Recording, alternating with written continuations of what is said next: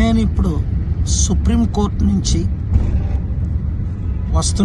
వస్తుండగా ప్రవీణ్ పగడాల అనే పాస్టర్ గారిని విజయవాడ నుంచి వెళ్తుండగా రాజమండ్రి ఆ దారిలో ఈరోజు ఉదయం 3:30 గంటలకు చంపేసి యాక్సిడెంట్గా చిత్రీకరిస్తున్నారని కొంతమంది దైవజనులు నాకు వీడియోలు పంపించి రిక్వెస్ట్ చేశారు. ఇది ఇమీడియట్గా ఇన్వెస్టిగేట్ చేయమని. ఏపీ డీజీపీ అలాగే హోమ్ మినిస్టర్ని, అక్కడ ఉన్న సూపరింటెండెంట్ ఆఫ్ పోలీస్, డిఎస్పీ, సిఐఎస్ఐల్ని నేను రిక్వెస్ట్ చేస్తున్నాను, డిమాండ్ చేస్తున్నాను.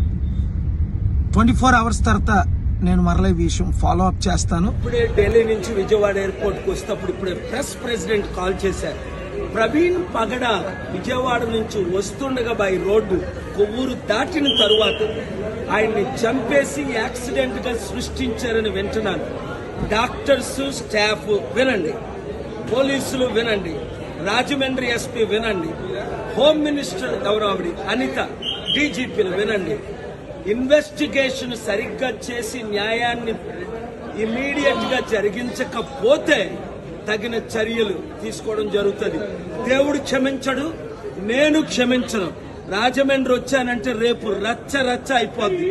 ఇమీడియట్ గా ఎఫ్ఐఆర్ ఫైల్ చేయండి, ప్రాపర్ ఇన్వెస్టిగేషన్ చేయించండి, వెంటనే చర్యలు తీసుకోండి. చంద్రబాబు నాయుడు గారు, మీరు పర్సనల్ గా ఇన్స్ట్రక్షన్స్ ఇవ్వండి. ఎందుకంటే ఈ మధ్యన పవన్ కళ్యాణ్ రెచ్చగొట్టిన మాట్లాడాడే, అందుకు ఇది జరిగిందని ఆయన ఫోన్ ట్యాప్ చేయండి.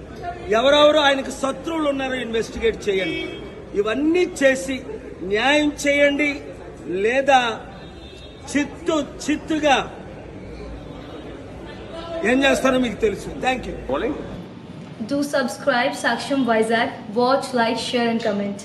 Thank you.